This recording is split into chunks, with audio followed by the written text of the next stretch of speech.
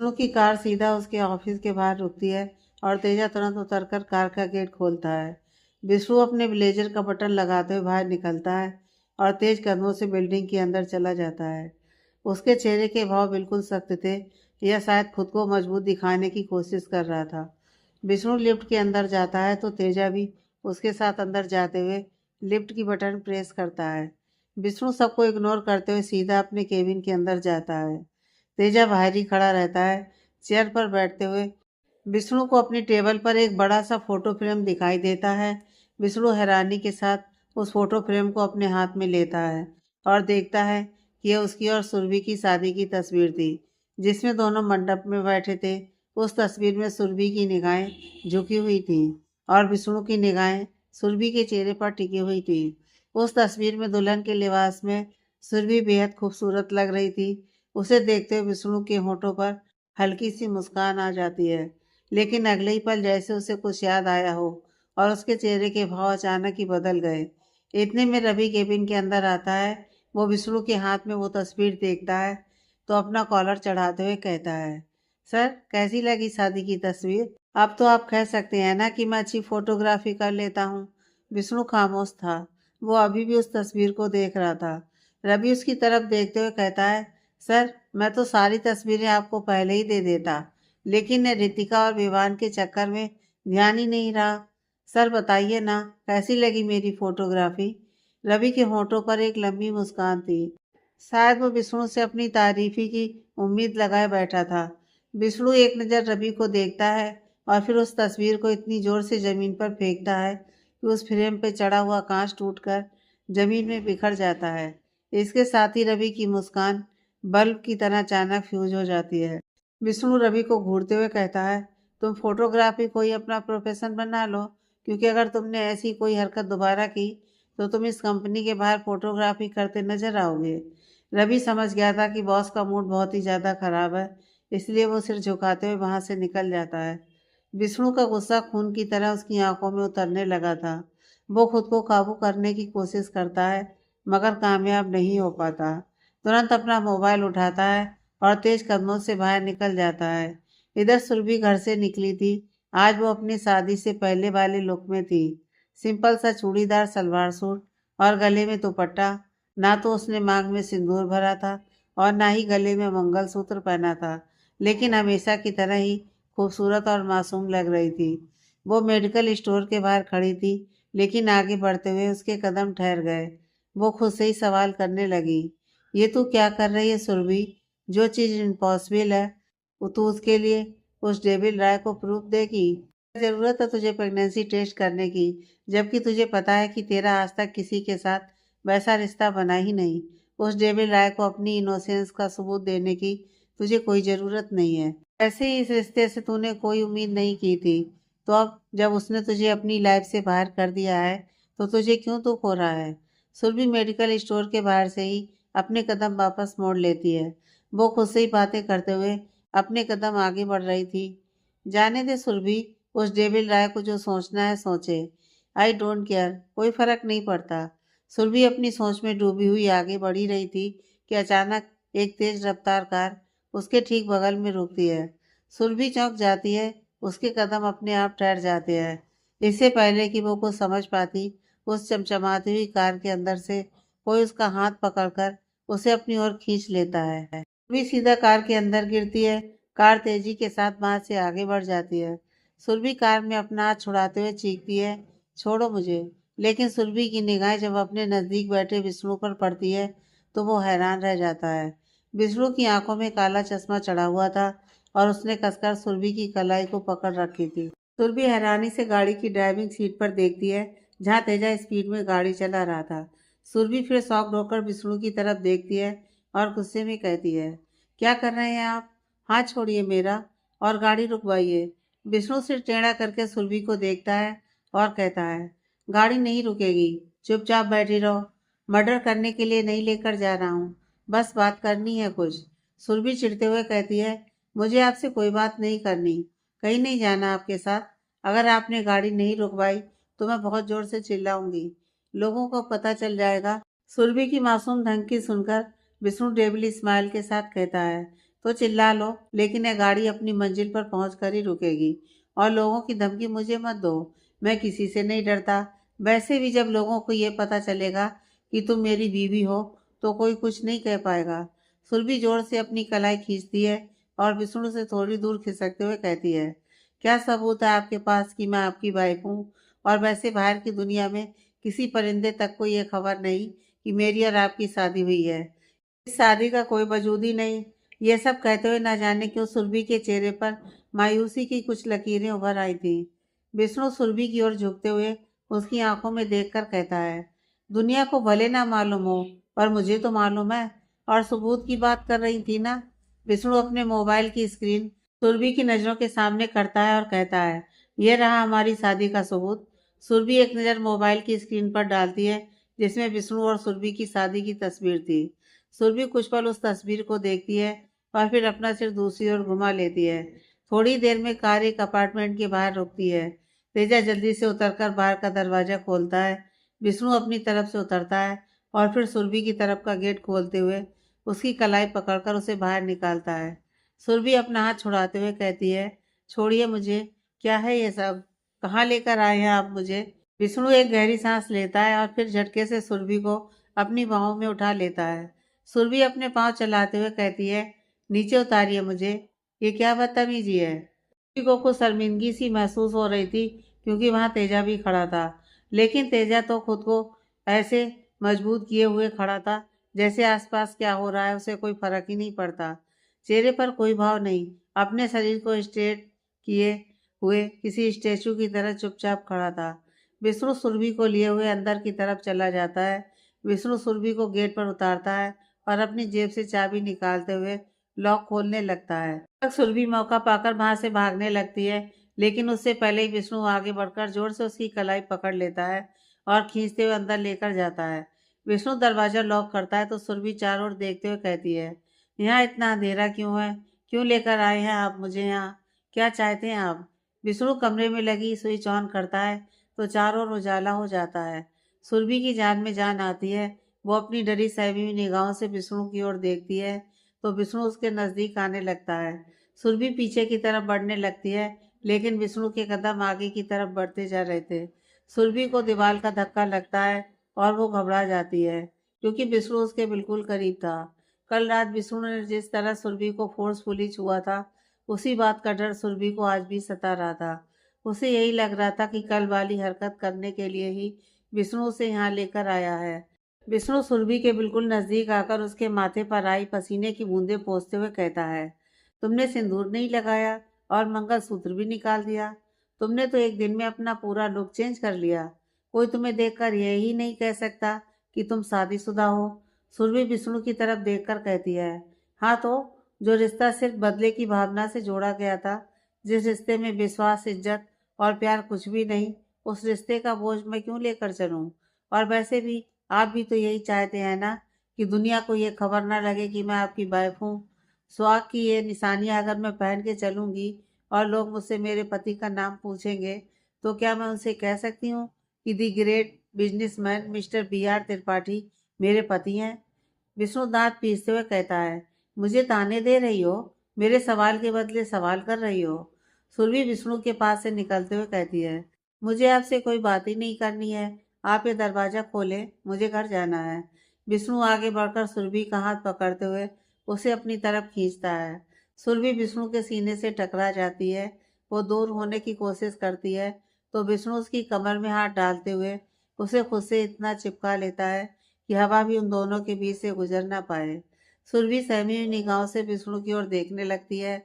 विष्णु गुस्से के भाव लिए कहता है, भूलो मत कि मैं वही विष्णु राय त्रिपाठी हूँ जिसने तुम्हें अपने सामने हराने के लिए हर हद पार कर दी थी।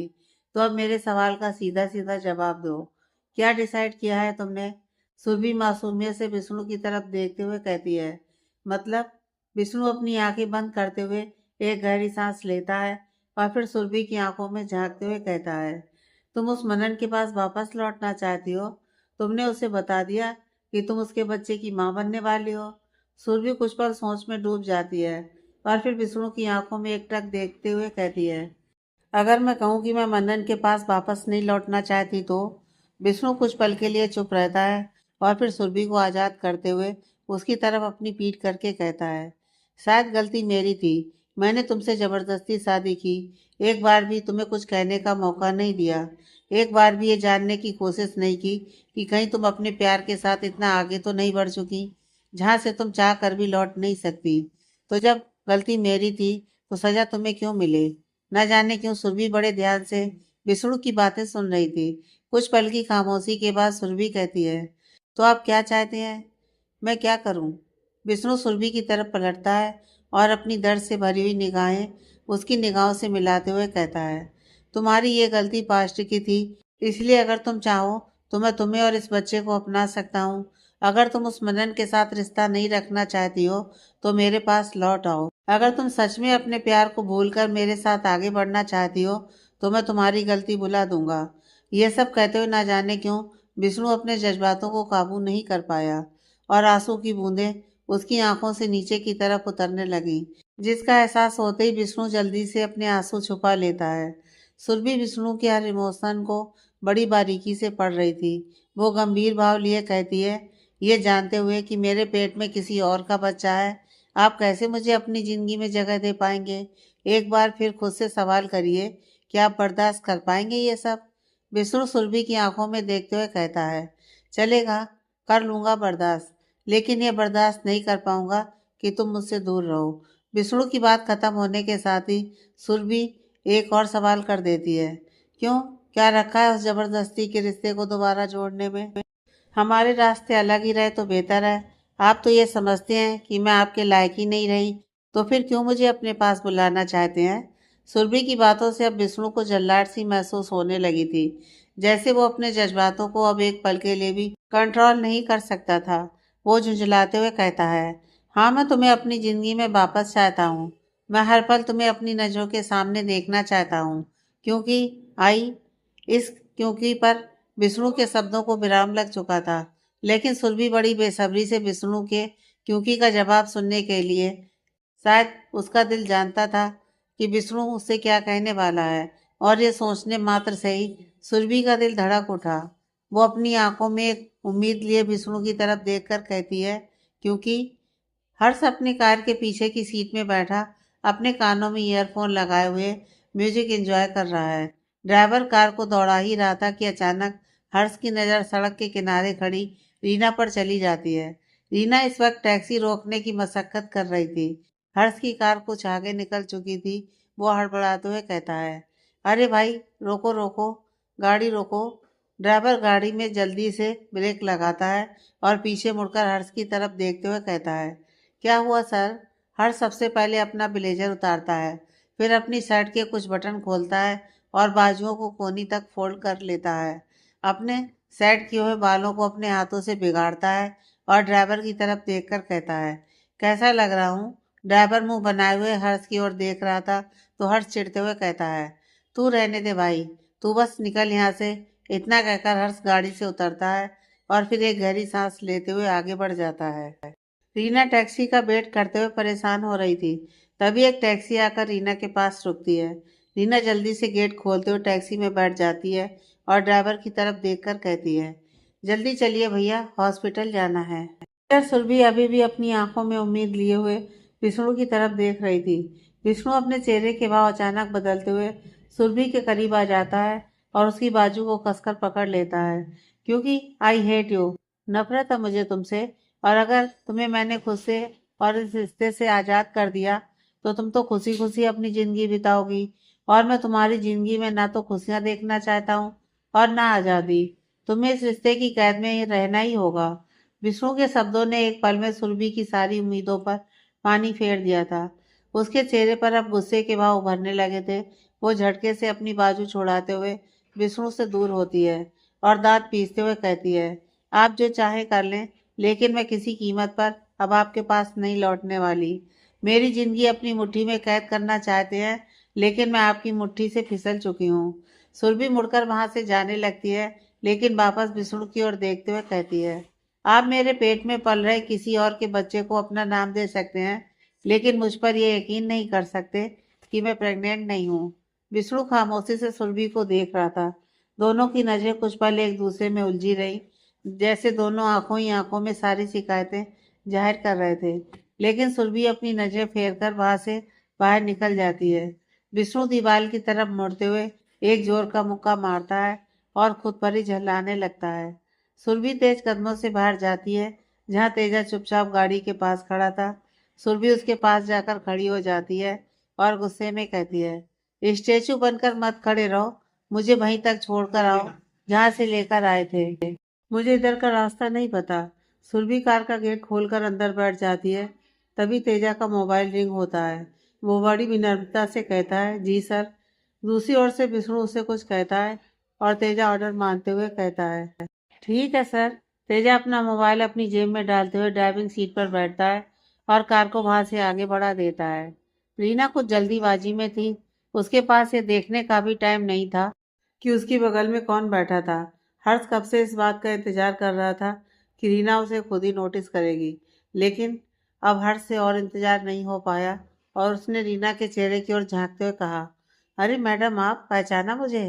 हर्ष अपना हाथ आगे करता है तो रीना उसे अजीब निगाहों से देखते हुए कहती है, नहीं नहीं पहचाना, कौन है आप?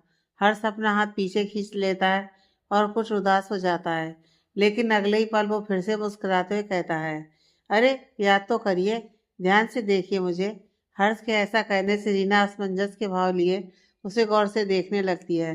हर्ष भी एक पल के लिए रीना की खूबसूरत चेहरे को अपनी निगाहों से तराशने लगता है, लेकिन अगले ही पल रीना मुस्कुराकर कहती है, अरे भाई साहब, आप? रीना के मुंह से इतना सुनते ही हर्ष के चेहरे के भाव बदल गए। वो अपनी आंखें घुमाते हुए अपनी इरिटेशन को काबू करता है। रीना मुस्कुराकर कहती है, याद आ गया मुझे। उस दिन मैं अपनी दोस्त से मिलने के लिए BR विला के बाहर खड़ी थी और गार्ड मुझे अंदर नहीं जाने दे रहे थे, तो आपने ही मेरी हेल्प की थी। उस दिन की मदद के लिए मैं ठीक से आपको थैंक यू भी नहीं कह पाई थी। Thank you so much. Harsh जबरदस्ती का मुस्कुरा देता है और फिर मुंह बनाते हुए कहता है, वैसे मेरा नाम भाई साहब नहीं है, मेरा नाम हर्ष है।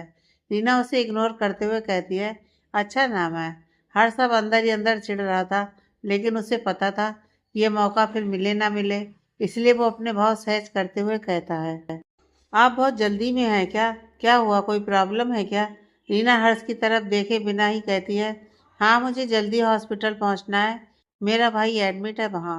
हर्ष अपने मन में सोचने लग जाता है, मनन तो हॉस्पिटल में एडमिट है।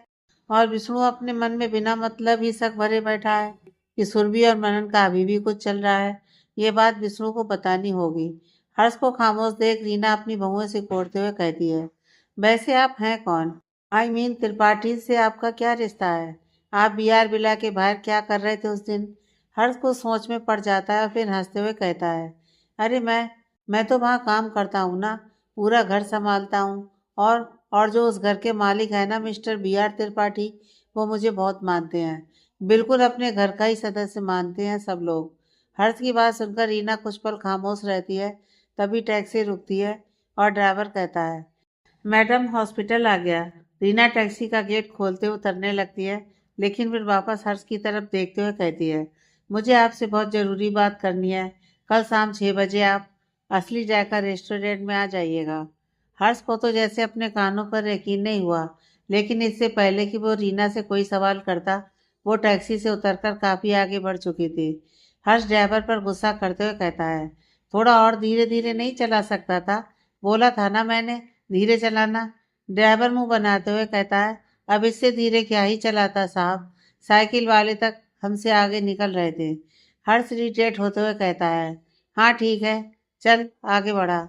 नैना भारी कदमों से घर के अंदर आती है। उसके कदम आगे बढ़ने का नाम ही नहीं ले रहे थे। वो जैसे किसी गहरी सोच में गुम थी। दादी हाथ में माला लिए हुए जाप कर रही थी। तभी उनकी नज़र नैना पर जाती है, जो मुरझाई हुई सी अंदर की तरफ आ रही थी।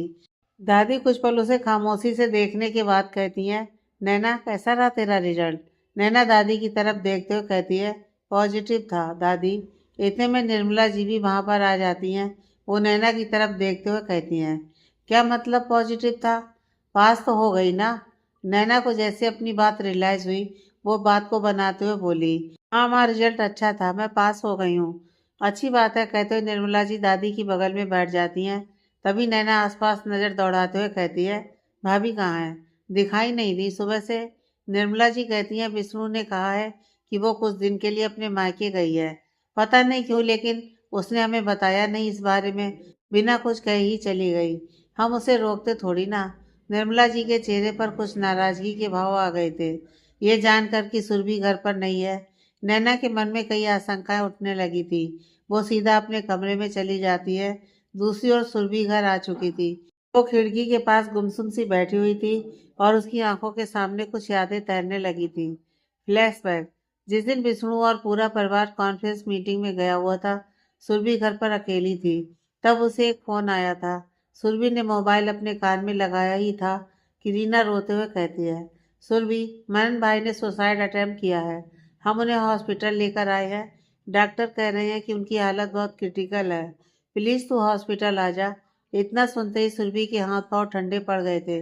वो बेचैन होते ही घर से निकल जाती है। हालांकि वो यह बात विष्णु को इन्फॉर्म करना चाहती थी कि वो घर से बाहर जा रही है, लेकिन विष्णु ने कॉल रिसीव नहीं किया था।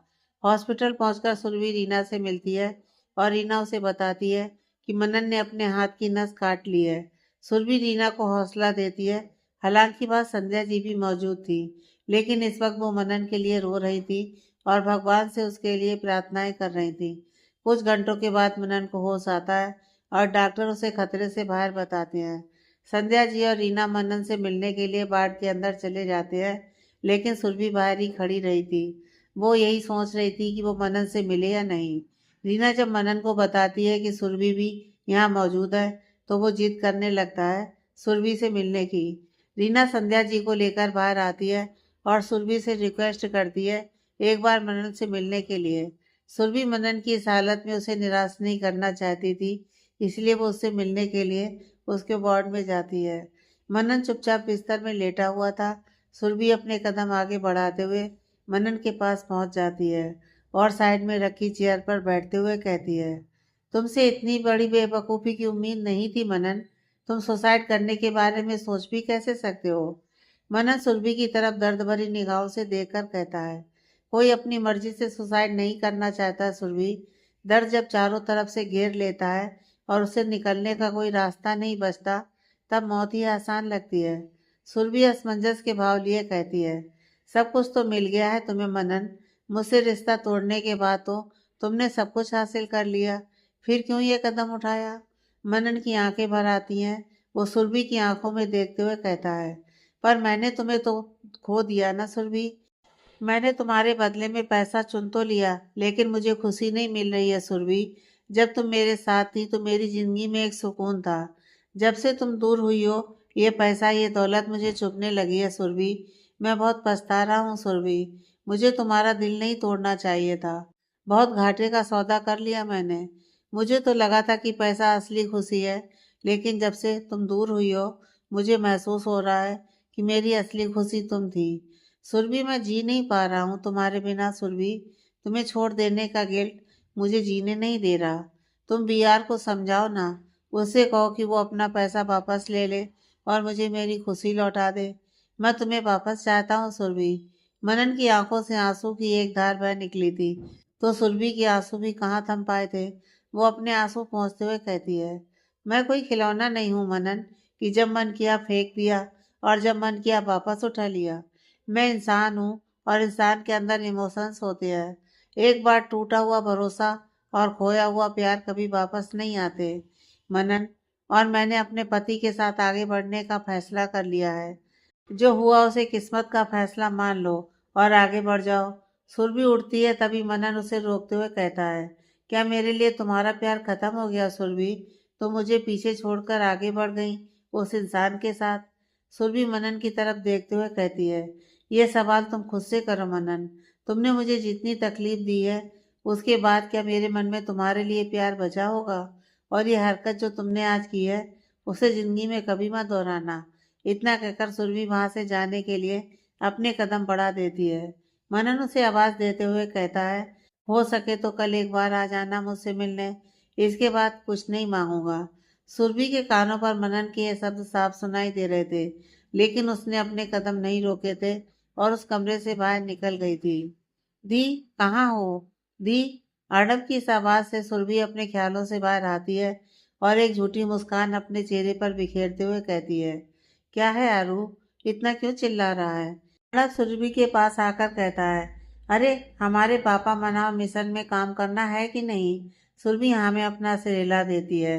अर्णब खुश होते हुए कहता है, मैं दुकान जा रहा हूँ पापा के लिए खाना लेकर, आप भी चलो मेरे साथ, इसी बहाने आपकी और पापा की थोड़ी बातें भी हो जाएंगी। सुरभि कुछ सोचते हुए कहती है, हाँ चल, लेकिन वापस आते वक्त पानी पूरी जरूर खिलाएगा, ठीक है? अर्णब आंखें घुमाते हुए कहता है, हाँ मेरी पानी पूरी लवर, अब चलो जल्दी। अर्णब के पीछे पीछे सुरभि भी निकल जाती है। विष्णु अपने ऑफिस में बिजी था। उसकी कई सारी मीटिंग्स लाइन अप थी, जिन्हें पूरी करने में वो बड़ी शिद्दत से व्यस्त था। हर्ष कई बार उसे कॉल कर चुका था, लेकिन विष्णु मीटिंग में होने की वजह से कॉल रिसीव नहीं कर पाया था। हर्ष गुस्से में विष्णु के ऑफिस पहुंच चुका था और अभी उसे रिक्वेस्ट कर रहा था कि वो मीटिंग रूम में ना जाए, लेकिन हर्ष उसकी बात न मानते हुए मीटिंग रूम का दरवाज़ा खोलता है और अंदर पहुंच जाता है। वहां मौजूद सारे एम्प्लॉय, इन्वेस्टर और विष्णु हर्ष को हैरानी से देखने लग जाते हैं। हर्ष विष्णु की ओर देखते हुए कहता है, अगर काम में इसी तरह खुद को बिजी करके रखेगा तो तेरी लव लाइफ का क्या होगा दोस्त? लव गुरु का ऑर्डर है कि तुझे अभी के अभी ये मीटिंग रोककर मेरी बात सुननी होगी। विष्णु अपनी आंखें घुमाता हुआ एक गहरी सांस लेता है और फिर अपने चेहरे पर जबरदस्ती की मुस्कान लाते हुए कहता है, excuse me guys, let's end today's meeting here.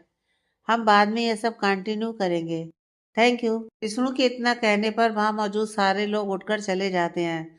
Vishnu हर्ष को घूरते हुए कहता है, अगर तूने कोई बचकानी बात करने के लिए ये इम्पोर्टेंट मीटिंग रुकवाई होगी तो तू सोच भी नहीं सकता कि मैं तेरा क्या हाल करूंगा। विष्णु की धमकी सुनकर हर्ष थोड़ा घबरा जाता है और इनोसेंट फेस बनाते हुए आकर विष्णु के सामने बैठ जाता है। यार ऐसे डराया मत कर, मैं खुद ही भूल गया कि क्या कहने आया था। हर्ष अपने सिर पर जोर डालते हुए किसी सोच में पड़ जाता है। इस दौरान विष्णु उसे अपनी काली आंखों से लगातार घूर रहा था। अगले ही पल हर्ष मुस्कुराते हुए कहता है, अरे हाँ याद आया, मुझे सुरभि के बारे में बात करनी थी तुझसे। इतना सुनते ही विष्णु के हाव भाव बदलने लगे। वो अपने दर्द को छुपाते हुए कहता है, पर मुझे कोई बात नहीं करनी उसके बारे में। मैंने फैसला कर लिया है कि उसकी खुशी जिसके साथ है वो उसी के साथ रहे। और फिर मेरा और उसका रिश्ता तो ज़बरदस्ती का था। मैं शादी ज़बरदस्ती कर सकता हूँ, लेकिन प्यार कैसे ज़बरदस्ती हासिल करूँ? हर्ष विष्णु की तरफ देखते हुए कहता है, ये देवदास बनने का टाइम नहीं है भाई मेरे। मेरी बात ध्यान से सुन। मैं नहीं जानता तेरे मन में ये गलतफहमी कैसे भर गई कि सुरभि का अभी भी मनन के साथ रिश्ता है, लेकिन अगर तू मेरी बात मान तो ऐसा कुछ भी नहीं है। क्योंकि अगर सुरभि मनन के पास लौटना चाहती या उससे अभी भी रिश्ता रखना होता तो शायद मनन सुसाइड करने की कोशिश नहीं करता। हर्ष की बात सुनकर विष्णु की बहुएं सिकुड़कर आपस में जुड़ गई थी। वो हर्ष की तरफ हैरानी से देखते हुए कहता है, मैं कुछ समझा नहीं। हर्ष विष्णु की तरफ देखते हुए कहता है, तूने तो मनन की हर ख्वाहिश पूरी कर दी थी सुरभि को छोड़ने के बदले, फिर भी ऐसी क्या कमी थी कि उसने सुसाइड अटेम्प्ट किया? इसका तो यह साफ मतलब है ना कि वो कमी जो मनन को खल रही है वो सुरभि है। और अगर मनन को सुरभि की कमी खल रही है मतलब सुरभि अब उसकी ज़िंदगी में नहीं है, वो उससे रिश्ता तोड़ चुकी है, तो फिर तू क्यों अपने मन में शक लिए बैठा है? हर्ष की बातें सुनकर विष्णु बिल्कुल हैरान रह गया। वो खामोश होकर सुरभि की बातें याद करने लगा। जब विष्णु उस पर बेबुनियाद इल्जाम लगा रहा था तब सुरभि उसे सच्चाई बताने की कोशिश कर रही थी कि आखिर वो विष्णु से झूठ बोलकर हॉस्पिटल क्यों गई थी, लेकिन विष्णु ने बड़ी कठोरता से उसे डांटते हुए चुप करा दिया था। विष्णु अपने मन में ही खुद से सवाल करने लगता है, तो क्या ये वजह थी कि सुरभि ने मुझसे झूठ कहा था कि वो हॉस्पिटल अपनी दोस्त के पास जा रही है, पर असल में वो मनन को देखने के लिए गई थी? लेकिन अगर वो मनन को देखने गई थी तो फिर वो टेस्ट रिपोर्ट क्यों ये कह रही है कि वो प्रेग्नेंट है? क्या उसने सच में टेस्ट करवाए थे या बस मनन को देखने के लिए हॉस्पिटल गई थी? विष्णु अपने ही ख्यालों में उलझा हुआ था। तभी हर्ष उसके पास आकर उसके कंधे पर हाथ रखता है और कहता है, कहाँ खोया हुआ है? क्या सच जानने के बाद भी सुरभि को वापस नहीं बुलाएगा? विष्णु हर्ष की ओर खामोश होकर देखता है और फिर अपनी जगह पर उठकर खड़ा हो जाता है। ये आधा सच है हर्ष, पूरा सच क्या है वो अब मुझे जानना ही होगा। हर्ष आगे कुछ कहता उससे पहले ही विष्णु तेज कदमों से बाहर निकल जाता है। दूसरी ओर नैना अपने कमरे में बेचैनी से इधर उधर टहल रही थी। उसके हाथ में उसका मोबाइल है, जिसे वो बार बार निहार रही है, जैसे वो किसी के कॉल का इंतजार कर रही हो। तभी उसका मोबाइल रिंग होता है और नैना पहली रिंग के साथ ही कॉल रिसीव करती है। वो दर्द भरी आवाज में कहती है, रेहान, कितनी देर लगा दी कॉल करने में। दूसरी ओर से नैना के कानों में एक कशिश भरी आवाज सुनाई देती है, सॉरी जान, तुम जानती हो ना कि मैं इंडिया से बाहर हूँ, थोड़ा सा काम में बिजी था, लेकिन अब फ्री हूँ। तुम बोलो क्या बात है। नैना अपने आंसू पोंछते हुए कहती है, रेहान, आई एम प्रेग्नेंट। मुझे कुछ समझ में नहीं आ रहा है, मैं क्या करूँ। तुम यहाँ नहीं हो तो मुझे बहुत डर लग रहा है। मैं कैसे सब कुछ संभाल पाऊंगी। क्या होगा रेहान।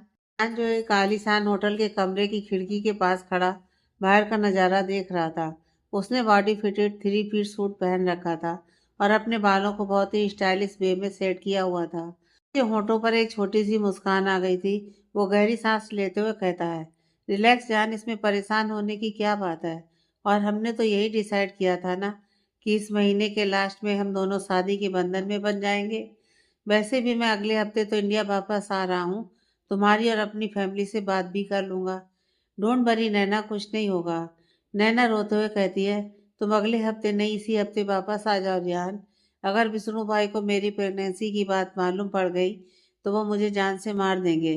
तुम जल्दी वापस आओ और सबसे हमारे रिश्ते के बारे में बात करो, इससे पहले कि किसी को ये मालूम पड़े कि मैं प्रेग्नेंट हूँ। हमारी शादी हो जानी चाहिए। रेहान खुद को सहज करते हुए कहता है, ओके ओके, तुम चिंता मत करो, बस एक हफ्ते की बात है, उसके बाद मैं वापस आ ही रहा हूँ। प्लीज़ मेरी खातिर एक हफ्ते के लिए बात को संभाल लो। प्लीज़ जान। नैना के आंसू रुकने का नाम नहीं ले रहे थे। वो भारी मन से कहती है, ओके, जल्दी आना प्लीज़। जान मुस्कुराकर कहता है, I am coming very soon my love. Naina भारी मन से फ़ोन कट कर देती है। विष्णु की कार सीधा उस हॉस्पिटल के बाहर रुकती है जहाँ उसने सुरभि को जाते हुए देखा था। विष्णु तेज कदमों से अंदर जाता है और रिसेप्शन में जाकर मनन के कमरे का नंबर पूछता है। नर्स उसे मनन के वार्ड का नंबर बताते हुए उसे इशारे से उतर का रास्ता बताती है। विष्णु तेज कदमों से उस रूम की ओर बढ़ जाता है। विष्णु दरवाजा खोलकर अंदर जाता है जहाँ एक डॉक्टर मनन का चेकअप कर रहा था और मनन की आंखें बंद थी। विष्णु को कमरे में देखकर वो डॉक्टर अपनी भौहें से कोड़ते हुए कहता है, अरे आप तो मिस्टर BR त्रिपाठी हैं ना। अभी कुछ दिन पहले ही तो न्यूज़पेपर में आपके सम्मानित होने की बड़ी सी तस्वीर छपी थी, लेकिन आप यहाँ। विष्णु जो न जाने कब से मनन को घूर रहा था, वो डॉक्टर का सवाल सुनकर खुद को नॉर्मल करते हुए कहता है, ये मेरे अंडर काम करता है, मेरी कंपनी का एम्प्लॉय है, इसलिए बस इसे देखने चला आया था। कैसी तबीयत है इसकी। डॉक्टर मुस्कुराकर कहता है, ठीक है, अभी दवाइयों के असर के कारण गहरी नींद में है। हाथ की नस काट ली थी, बहुत खून बह गया था, बचना मुश्किल लग रहा था, लेकिन भगवान की कृपा से अब खतरे से बाहर रही है। आजकल के बच्चे भी ना लड़की के पीछे अपनी जान की परवाह भी नहीं करते। विष्णु डॉक्टर की बात खामोशी से सुन रहा था और फिर कुछ कहे बिना तेज कदमों से बाहर निकल जाता है। विष्णु भारी कदमों से आगे बढ़ रहा था। उसके दिमाग में बस यही चल रहा था कि अगर सुरभि मनन को देखने हॉस्पिटल आई थी, टेस्ट करवाने नहीं, तो फिर उन रिपोर्ट्स का क्या सीक्रेट है। विष्णु रिसेप्शन पर जाता है और नर्स से कहता है, प्रेगनेंसी टेस्ट करवाना हो तो कौन सी डॉक्टर से मिलना पड़ेगा। नर्स हैरान होते हुए विष्णु को ऊपर से नीचे तक देखने लगती है। विष्णु दांत पीसते हुए कहता है, जितना पूछा है उतना बताओ, गायनोकोलॉजिस्ट कहाँ है इस हॉस्पिटल की। नर्स थोड़ा घबरा जाती है और कहती है, जया मैडम देखती हैं ऐसे केसेस, उनका केबिन उधर है। विष्णु उस केबिन की तरफ जाता है जहाँ वो लेडी डॉक्टर अपने पेशेंट का चेकअप कर रही थी। विष्णु दरवाजा खोलकर सीधा अंदर जाता है। वो डॉक्टर गुस्से में विष्णु की ओर देखती है और कहती है, आपको दिख नहीं रहा कि अभी पेशेंट बैठे हुए हैं, इनके बाद आइएगा। विष्णु अपनी भौहें चढ़ाते हुए कहता है, मुझे द BR त्रिपाठी को ये एटीट्यूड मत दिखाओ डॉक्टर, वरना जिंदगी भर के लिए आपका लाइसेंस रद्द करवा सकता हूँ। बहुत ही जरूरी बात करनी है अभी इसी वक्त। विष्णु की बात सुनकर डॉक्टर थोड़ा सहम जाती है। वो अपने पेशेंट को जाने का इशारा करती है। पेशेंट के जाते ही विष्णु डॉक्टर के सामने बैठ जाता है और अपने मोबाइल में सुरभि की एक तस्वीर दिखाते हुए कहता है, 2 दिन पहले ये लड़की आई थी आपके पास प्रेगनेंसी टेस्ट करवाने के लिए। डॉक्टर उस तस्वीर को देखते हुए कहती हैं, मैं अपने पेशेंट का नाम भले ही ना याद रख पाऊँ, लेकिन उनका चेहरा मुझे याद रह जाता है। ये लड़की तो मेरे पास कभी भी नहीं आई। फिर भी आप नाम बता दीजिए, मैं एक बार चेक कर लेती हूँ। 2 दिन पहले की लिस्ट में विष्णु सरदाबाज में कहता है, सुरभि आहूजा।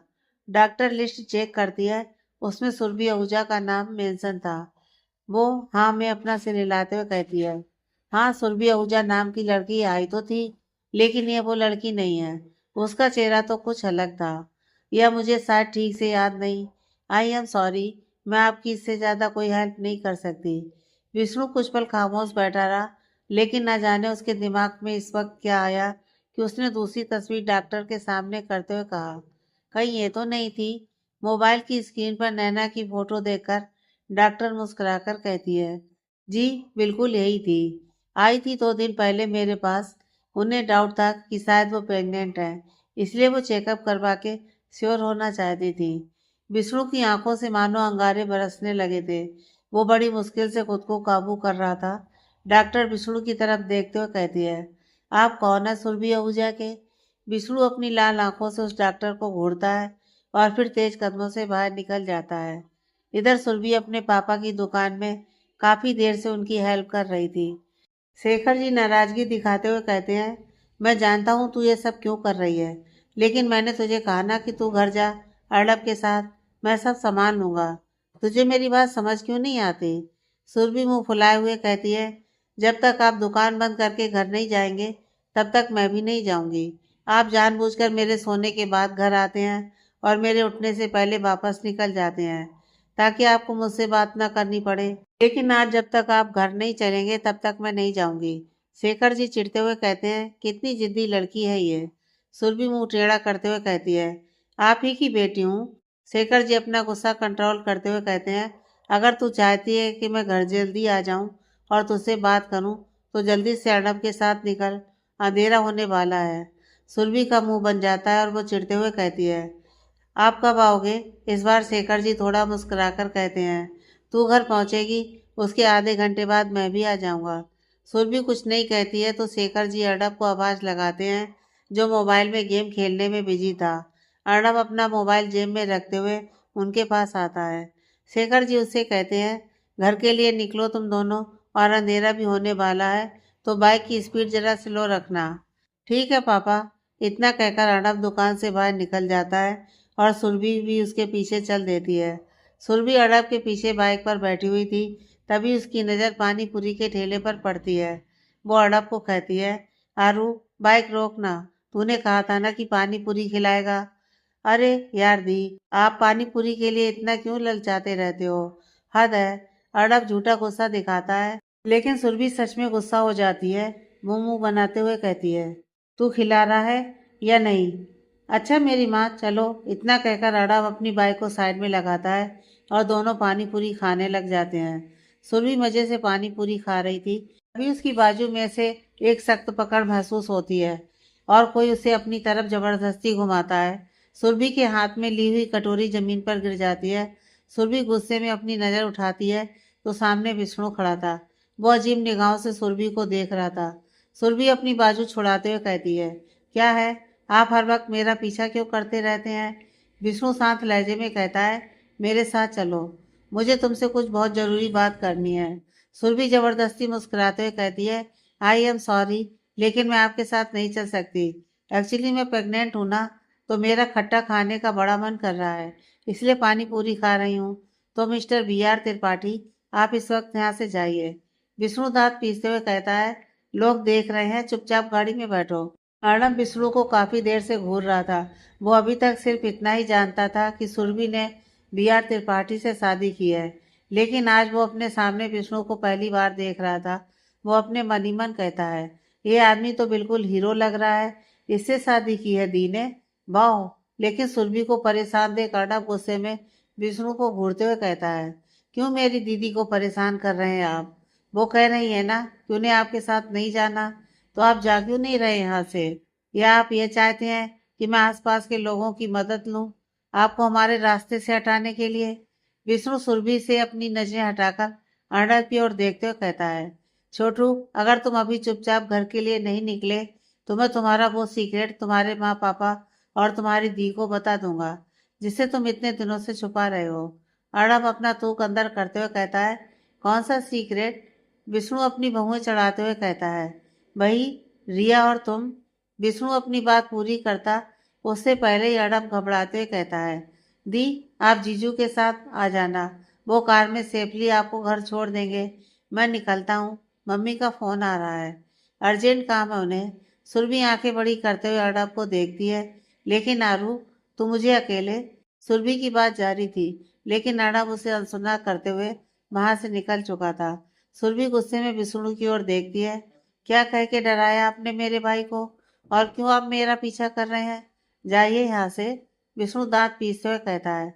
अगर चाहती हो कि मैं यहाँ तमाशा ना करूं, तो चुपचाप गाड़ी में बैठो, वरना तुम जानती हो मुझे। सुरभि कुछ कहती तभी उसके कानों में कुछ आवाजें पड़ती हैं। दो लड़कियां जो वहीं पर पानी पूरी खा रही थी, साथ साथ विष्णु को घूरते हुए बातें भी कर रही थी। हाय, कितना हैंडसम लग रहा है ये बंदा, काश एक नजर मेरी तरफ देख ले।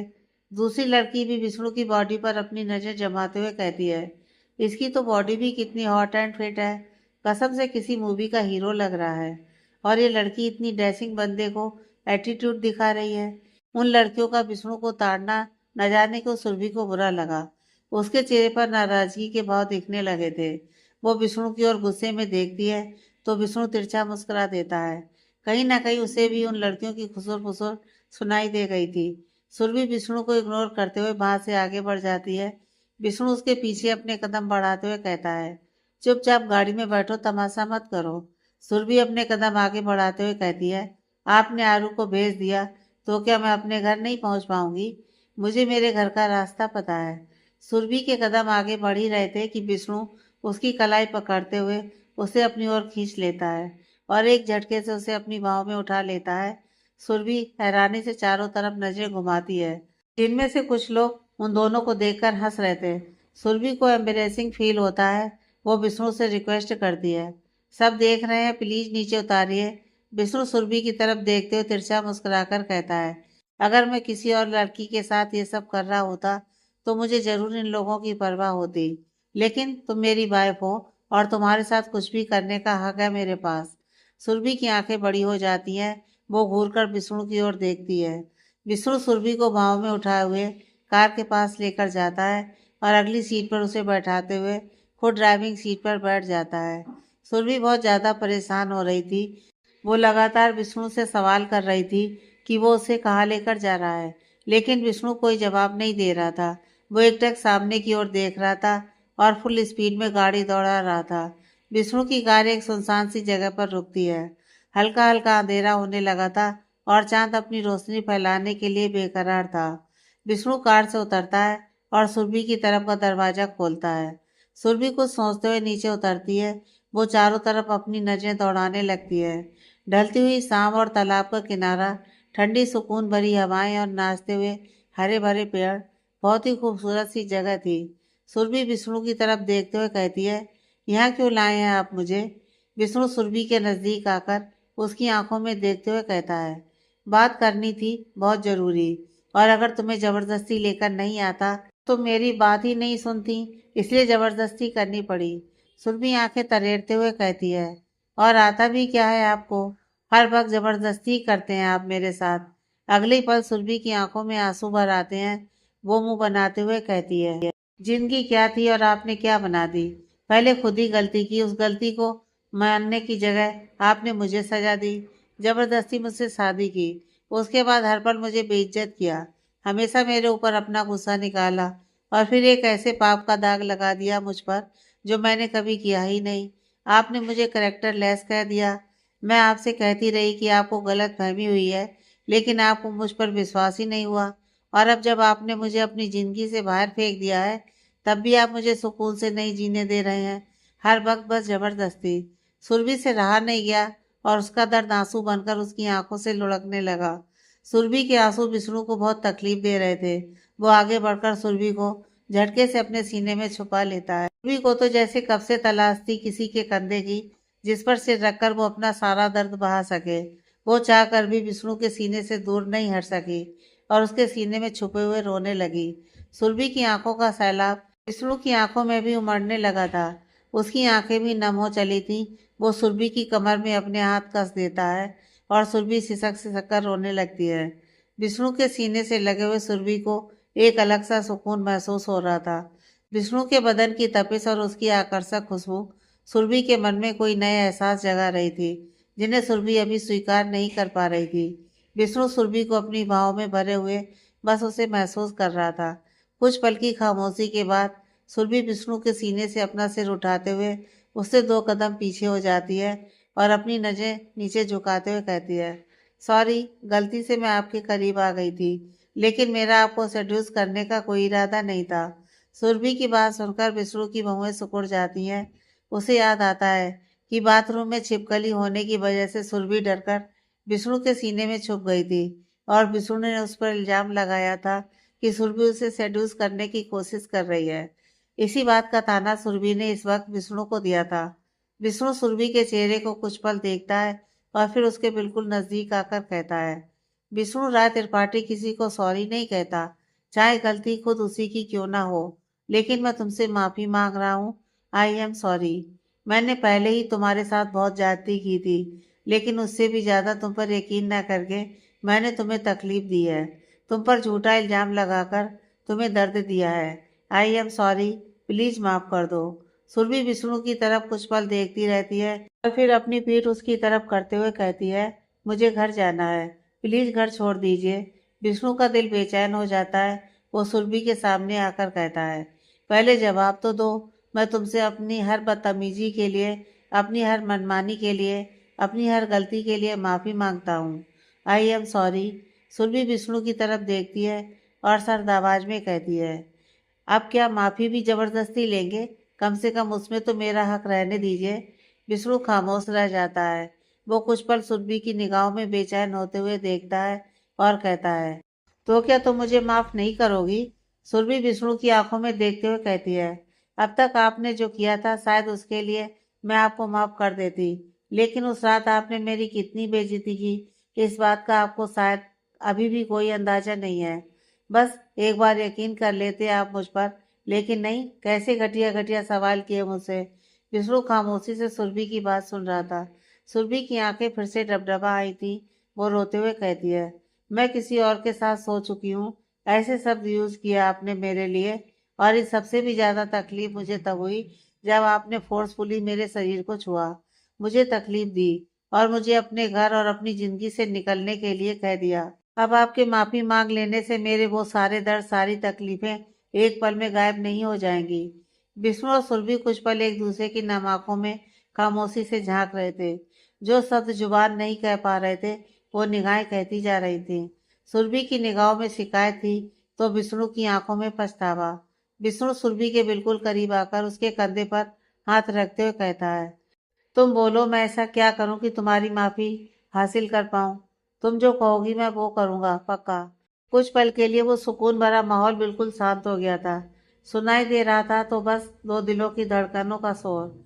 सुरभि खुद को कठोर बनाते हुए कहती है, मैं कह रही हूँ आप मुझे अभी मेरे घर छोड़ दें।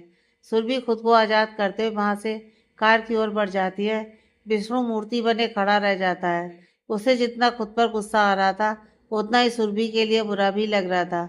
आखिर क्यों नहीं यकीन किया उसने सुरभि की बात पर? क्यों बिना सच जाने उस पर झूठे इल्जाम लगाए? क्यों उसे बेइज्जत करके अपने घर और अपनी जिंदगी से चले जाने के लिए कह दिया? इन सभी बातों के लिए खुद को कोसते हुए विष्णु कार की ओर बढ़ जाता है, जहाँ सुरभि चुपचाप अपना सिर झुकाए हुए पीछे की सीट पर बैठी थी। विष्णु की हिम्मत नहीं हुई कुछ भी कहने की। वो चुपचाप ड्राइविंग सीट पर बैठ गया और कार को वहां से आगे बढ़ा दिया।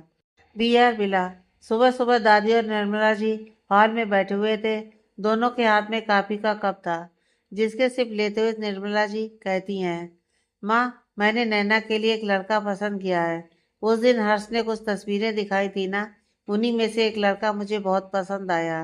तभी हर्ष आकर निर्मला जी की बगल में बैठ जाता है और खुश होते हुए कहता है, अरे वाह आंटी माँ, यह हुई ना बात। मैं अभी उस लड़के की फैमिली के साथ मीटिंग फिक्स करता हूँ। निर्मला जी हर्ष की बात पर सहमति जताते हुए मुस्कुरा देती हैं। तभी दादी उन दोनों की ओर देखते हुए कहती हैं, एक बार विष्णु से भी पूछ लेते हैं, वो क्या कहता है इस बारे में। हर्ष चारों ओर नजरें दौड़ाते हुए कहता है, वैसे है कहाँ ये? निर्मला जी परेशान होते हुए कहती हैं, ना जाने कहाँ रहता है ये लड़का। पहले भी खुद को 24 घंटे काम में लगाकर रखता था और शादी के बाद भी यही हाल है। कुछ सोचते हुए निर्मला जी थोड़ा दुखी हो जाती हैं और मुंह बनाते हुए कहती हैं, सुरभि भी इतने दिनों से मायके में बैठी है, ये नहीं कि विष्णु पर थोड़ा ध्यान दे। क्या ऐसी ही रूखी सूखी जिंदगी मेरे बच्चे के हिस्से में लिखी है? क्या वो कभी खुशियां हासिल नहीं कर पाएगा? निर्मला जी को दुखी देखकर हर्ष उन्हें तसल्ली देते हुए उनके कंधे पर हाथ रखकर कहता है, किसने कहा कि उसकी जिंदगी में खुशियां नहीं है आंटी माँ? अरे खुशियां तो उसके दरवाजे पर कब से दस्तक दे रही हैं, लेकिन वो नालायक है कि उस दरवाजे को खोलने से घबरा रहा है। अगले ही पल हर्ष से एक्साइटेड होते हुए दादी और निर्मला जी की तरफ देखकर कहता है, आप यकीन नहीं करोगी, लेकिन वो सुरभि को बहुत प्यार करने लगा है। बस दिक्कत यह है कि वो इस बात को मानना नहीं चाह रहा है। लेकिन कब तक दूर भागेगा अपनी फीलिंग से? आप लोग चिंता मत करो, बस थोड़ा सा इंतजार करो, सब सही होगा। दादी और निर्मला जी एक दूसरे की तरफ देखते हुए मुस्कुरा देती हैं। तभी हर्ष की नज़र नैना पर पड़ती है, जो अपनी सोच में कहीं गुम थी और धीरे धीरे अपने कदम आगे बढ़ा रही थी। उसका चेहरा बिल्कुल मुरझाया हुआ सा लग रहा था। आंखें कुछ सूजी हुई सी महसूस हो रही थी, जैसे बीती हुई रात उसने सोकर नहीं बल्कि रोकर गुजारी थी। नैना अब तक उन तीनों के करीब आ चुकी थी, पर उसे इस बात का होश नहीं था। हर्ष अपनी जगह पर खड़ा होता है और नैना के पास जाकर उसके कंधे पर हाथ रखते हुए कहता है, चमकीली, क्या हुआ, तेरी लाइट्स बुझी हुई क्यों है? हर्ष की बात सुनकर नैना जैसे अपने सेंस में आ जाती है। वो एक नज़र सबको देखती है और फिर मुस्कुराकर कहती है, नहीं, ऐसा तो कुछ नहीं है। सब लोग अभी भी नैना की ओर देख रहे थे। इस माहौल को बदलने के लिए नैना दादी की ओर देखकर कहती है, भाभी कब वापस आ रही हैं दादी? आपकी बात हुई उनसे? दादी कुछ कहने को होती हैं, लेकिन उनकी नज़र सामने से आ रहे विष्णु पर पड़ती है और वो मुस्कुराकर कहती हैं, तू अपने भाई से ही पूछ ले कि भाभी कब वापस आ रही हैं, उसे जरूर मालूम होगा। विष्णु जिसके चेहरे पर इस वक्त कौन से भाव थे, यह कोई नहीं समझ सकता था। वो नैना की तरफ ही आ रहा था। यह देख नैना थोड़ा घबरा जाती है, लेकिन अगले ही पल वो एक झूठी मुस्कान लिए विष्णु की तरफ देखकर कहती है, भाई भाभी कब वापस आ रही हैं? विष्णु कुछ पल नैना को अपनी सर्द निगाहों से घूरता है। नैना अपने होठों पर झूठी ही सही लेकिन एक मुस्कान बिखेरते हुए विष्णु के जवाब का इंतजार कर रही थी। लेकिन अचानक एक जोर का थप्पड़ नैना के गाल पर पड़ता है। वो खुद को संभाल नहीं पाती और सीधा फर्श पर गिरती है। एक पल के लिए वक्त जैसे थमसा गया। किसी को यकीन नहीं हुआ कि विष्णु ने नैना पर हाथ उठाया। सबके मुंह खुले के खुले रह गए। आंखें बड़ी किए सब लोग कभी विष्णु को तो कभी नैना को देख रहे थे। तो भाई नैना समझ चुकी थी कि जिस बात का उसे शक था वो सच है। विष्णु को उसकी प्रेगनेंसी की खबर लग चुकी है। नैना अभी भी फर्श पर गिरी हुई थी। वो चाह कर भी उठना नहीं चाहती थी। आखिर कैसे सामना करे वो अपने परिवार का? शर्मिंदगी के भाव से गिरी हुई नैना अपनी नजरें तक नहीं उठा पा रही थी। उसके बालों ने उसका चेहरा छुपाने में इस वक्त बड़ी मदद की थी। अचानक विष्णु आगे बढ़कर नैना की बाजू पकड़ता है और उसे जबरदस्ती अपने सामने खड़ा करता है। नैना की नजरें नीचे झुकी हुई थी। उसकी आंखों से बस आंसू निकल रहे थे। विष्णु नैना के चेहरे को घूरते हुए गुस्से में कहता है, ये सिला दिया तूने मेरे प्यार और विश्वास का। तूने जो मांगा तेरे इस भाई ने तुझे वो दिया। बदले में तूने क्या दिया? धोखा। विष्णु झटके से नैना की बाजू को छोड़ता है तो वो 2 कदम पीछे हो जाती है। उसकी आंखों से आंसू थमने का नाम नहीं ले रहे थे। विष्णु उसे घूरते हुए कहता है, तूने कहा कि तुझे अपनी मर्जी से पढ़ाई करनी है, अपनी मर्जी से जॉब करनी है, अपनी मर्जी से बाहर घूमना है, अपनी मर्जी से दोस्त बनाने हैं, अपनी मर्जी से अपनी ज़िंदगी जीनी है। मैं तुझे हर वक्त सपोर्ट करता गया, तेरी हर बात पर एग्री होता गया, और तूने क्या किया? मेरे भरोसे की लाज नहीं रख पाई तू? विष्णु की लाल आंखों में इतना गुस्सा देखकर निर्मला जी उसके पास आती हैं और सवालिया निगाहों से उसे देखते हुए कहती हैं, क्या हुआ है विष्णु? क्या किया है नैना ने? तूने उस पर हाथ क्यों उठाया? कोई गलती की है क्या उसने? विष्णु कुछ पल खामोश रहता है, फिर दांत पीसते हुए कहता है, गलती नहीं, गुनाह किया है इसने। विष्णु अभी भी नैना को घूर रहा था, जो अपनी नजरें नीचे झुकाए रो रही थी और चुपचाप खड़ी थी। दादी भी विष्णु के पास आकर उसके कंधे पर हाथ रखते हुए कहती हैं, बता बेटा, हमारी जान निकली जा रही है, क्या हुआ है आखिर? हर्ष से रहा नहीं जाता और वो रोती हुई नैना को जाकर अपने कंधे का सहारा देता है और उसके सिर पर हाथ फेरते हुए कहता है, चुप हो जा नैना, क्या हुआ बता तो सही। नैना कुछ नहीं बोल पा रही थी, वो बस रोई जा रही थी। निर्मला जी चिढ़ते हुए कहती हैं, कोई कुछ बताएगा, हुआ क्या है? विष्णु अपनी माँ की तरफ देखकर कहता है, इसकी करतूतें ये खुद बताए तो अच्छा है, इसी से पूछ लीजिए। इतना कहकर विष्णु सीढ़ियाँ चढ़ते हुए अपने कमरे की ओर चला जाता है। दादी, निर्मला जी और हर्ष अभी भी नैना को सवालिया निगाहों से देख रहे थे। निर्मला जी को जैसे कोई शंका अंदर ही अंदर परेशान कर गई। वो नैना की बाजू पकड़कर उसे अपनी तरफ खींचती है। निर्मला जी को गुस्से में देख हर्ष आगे बढ़कर उन्हें रोकने की कोशिश करता है। आंटी माँ आप, हर्ष अपनी बात कह पाता उससे पहले ही निर्मला जी अपने हाथ का पंजा दिखाकर उसे चुप रहने का इशारा करती हैं। हर्ष खामोश हो जाता है। निर्मला जी नैना को घूरते हुए कहती हैं, जिस भाई ने तुझे बाप की तरह पाला, आज पहली बार उसने तुझ पर हाथ उठाया। ऐसा क्या किया है तूने नैना? निर्मला जी के शब्दों का लहजा बहुत ही कठोर था, जिससे नैना थोड़ा सहम जाती है और सिसकते हुए कहती है, माँ मुझसे गलती हो गई, प्लीज माफ कर दीजिए। निर्मला जी दांत पीसते हुए कहती हैं, क्या गुनाह किया है तूने, बोल। नैना खुद को मजबूत करते हुए कहती है, माँ मैं प्रेग्नेंट हूँ। इतना सुनते ही वहां मौजूद सारे लोग शॉक्ड रह गए। निर्मला जी के शरीर में तो मानो जान ही ना बची हो। पैरों के नीचे की जमीन डगमगाने लगी थी। उनके कदम लड़खड़ा जाते हैं। तभी हर्ष आगे बढ़कर उन्हें सहारा देता है। दादी भी शॉक्ड होकर नैना को घूर रही थी। वो नैना के पास आकर कहती है, ये सब करने से पहले एक बार भी तुझे अपने परिवार का ख्याल नहीं आया? अगर तुझे कोई पसंद था तो हमें कहती, हम उससे तेरा रिश्ता कर देते।